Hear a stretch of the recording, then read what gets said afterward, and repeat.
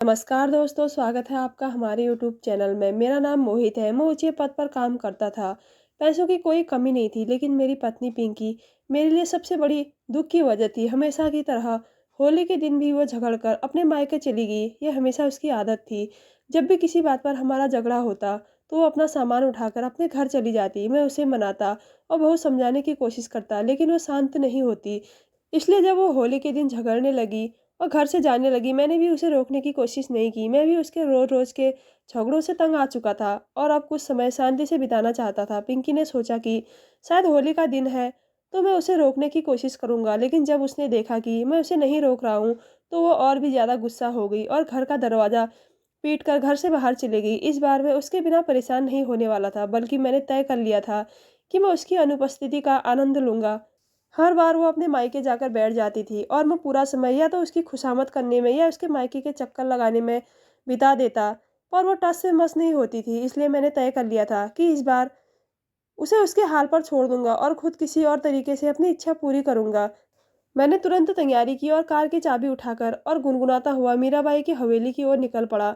मुझे पता था कि उसके दरवाजे में मेरी सारी मुरादें पूरी होंगी और यहाँ आकर मुझे सुकून के वो पल मिलेंगे जिनकी मुझे ख्वाहिश है। होली के दिन जब सुबह सुबह मीराबाई ने मुझे अपनी हवेली पर देखा तो वो मुस्कुराकर बोली, वाह मोहित साहब, आप तो कमाल हो।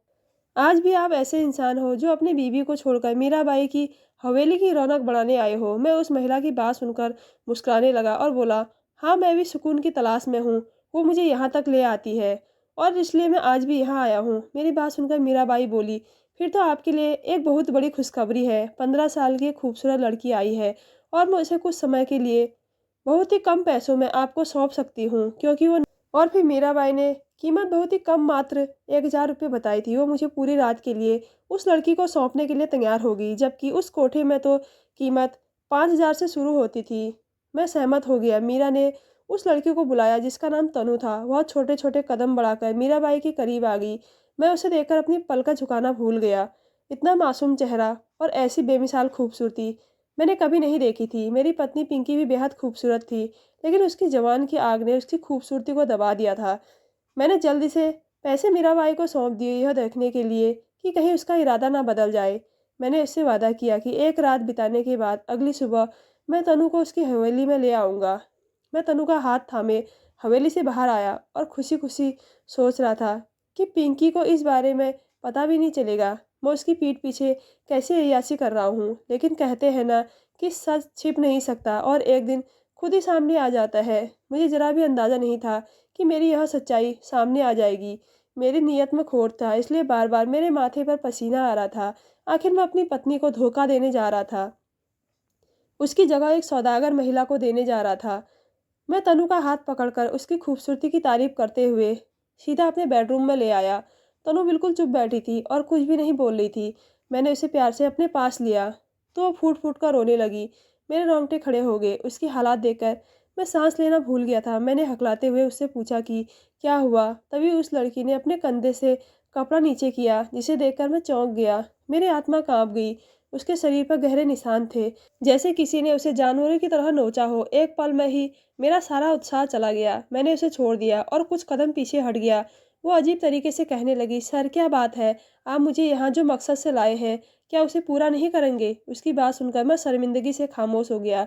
कुछ देरी की खामोशी के बाद उसने मुझे जो कहानी सुनाई, उसे सुनकर मेरी आत्मा तड़प गई कि कैसे उसका सामना एक जानवर से हुआ था और उस जानवर ने उसके साथ क्या किया था। तनु को देखते हुए मुझे बार बार अपनी पत्नी की याद आ रही थी। उसके चेहरे पर वही मासूमियत थी। पिंकी भी घर से अकेली निकली थी और मैंने उसे रोका भी नहीं, बल्कि उसके जाने का जश्न मनाया।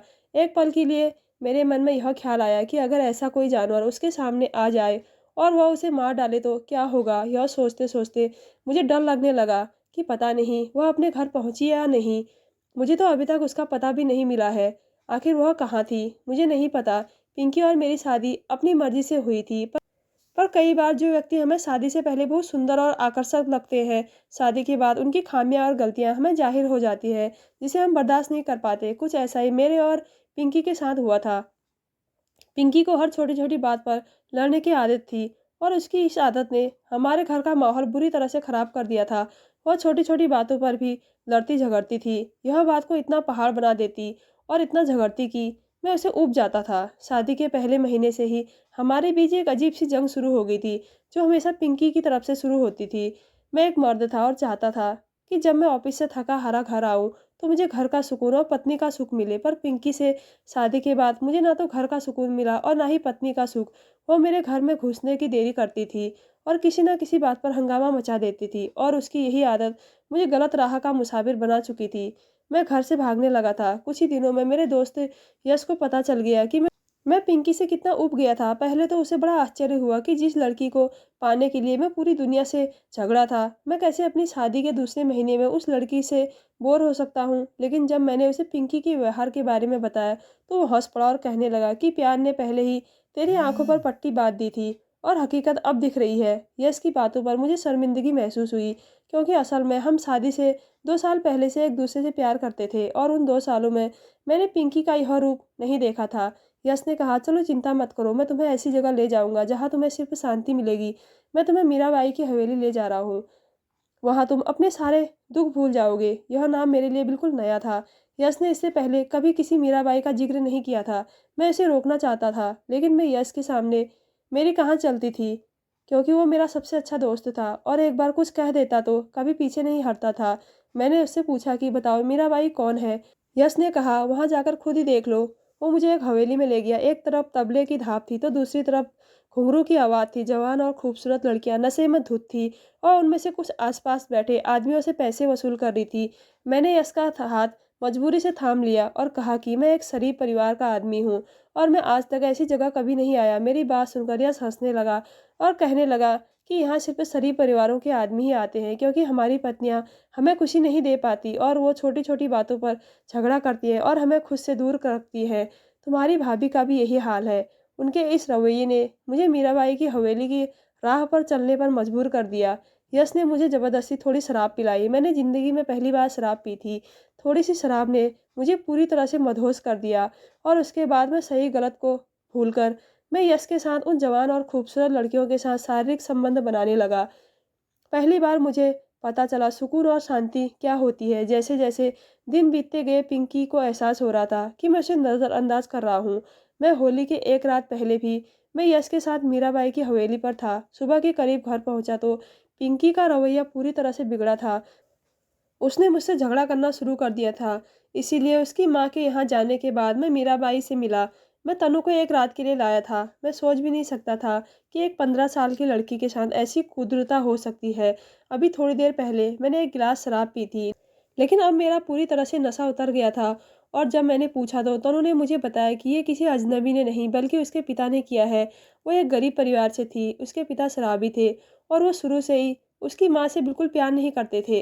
उनके घर की हालात बिल्कुल ख़राब थी और माँ और पिता के बीच झगड़े बढ़ गए थे। इसलिए माँ घर छोड़कर चली गई, लेकिन वो तनु को अपने साथ नहीं ले गई, ये सोचकर कि तनु के खातिर उसका पति उसे लेने आएगा। लेकिन तनु के पिता ने उसे लाने से मना कर दिया। माँ की अनुपस्थिति का फ़ायदा उठाकर तनु के पापा ने अपने शराब के खर्चे पूरे करने के लिए एक 40 साल के आदमी को 1 लाख में बेच दिया। तनु एक मासूम और भोली लड़की थी। उसे समझ नहीं आ रहा था कि उसके साथ क्या हो रहा है, और वो आदमी तनु को अपने साथ लेकर दूसरे शहर चला गया और यहाँ आकर उसने पहले तनु को अपनी हवस का निशाना बनाया और फिर उसे जिस्म फरोशी के अड्डे पर बेच दिया, जहाँ उसका पहला ही ग्राहक दरिंदा साबित हुआ और वहाँ उसे बचाने वाला कोई नहीं था। महज चंद रुपयों के बदले उस हौसी ने उसे पूरी रात नोच डाला। तनु के शरीर का कोई हिस्सा ऐसा नहीं था जहाँ निशान ना हो। वो जिस्म फरोशी के अड्डे से मीराबाई की हवेली में पहुंचा दी गई ताकि मुजरा महफिलों में उसका इस्तेमाल किया जा सके। लेकिन जख्म इतने गहरे थे कि थोड़े ही मुजरे के बाद तनु थक कर बेहोश हो जाती थी। तनु की आंखों से लगातार आंसू बह रहे थे और वह कह रही थी कि अगर उसकी माँ घर छोड़कर नहीं जाती, उसके पिता ने उसकी माँ को सम्मान दिया होता और अपने घर से उसे भगाया ना होता, तो शायद वो इस हैवानियत का शिकार ना होती। मैंने तनु से कहा, अगर तुम चाहो तो मैं तुम्हें मीराबाई से आज़ाद करवा सकता हूँ और अपने घर अपनी माँ के पास भेज सकता हूँ। लेकिन मेरी बात सुनकर वो मुस्कुराई और बोली कि उसकी माँ तो उसे बहुत पहले ही उसके पिता के भरोसे छोड़कर चली गई थी, तो अब वो उसे कैसे अपनाएगी। वो वापस मीराबाई की हवेली में जाना चाहती थी। वो अपनी वजह से मुझे कोई मुसीबत में डालना नहीं चाहती थी। मैं उसे छोड़कर सीधा पिंकी के घर चला गया। उसने रो रो कर अपना मुंह सुजा लिया था और उसने मुझे देखकर मुंह फेर लिया और बोली कि आप क्यों आए हो। वही अपने घर में शांति से रहो। मैंने पिंकी को प्यार से अपने सीने से लगा लिया और कहा कि आज के बाद मेरा सारा समय तुम्हारा है। मुझे पता चल गया था कि एक औरत अपने घर की चारदीवारी में ही सुरक्षित है, वरना बाहर की दुनिया तो ऐसे दरिंदों से भरी पड़ी है। मैंने पिंकी से वादा किया कि अब मैं उसे अपना सारा समय दूंगा, और उससे ये वादा भी लिया कि वो छोटी-छोटी बातों पर गुस्सा नहीं करेगी, बल्कि मेरी गलतियों और कमियों को नज़रअंदाज करेगी। ज़िंदगी की असली खूबसूरती इसी में है।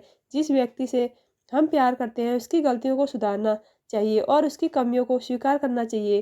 तभी हम खुशहाल जीवन जी सकते हैं। आज हमारी शादी को 6 साल हो चुके हैं और मैं पिंकी के साथ एक अच्छी ज़िंदगी जी रहा हूँ।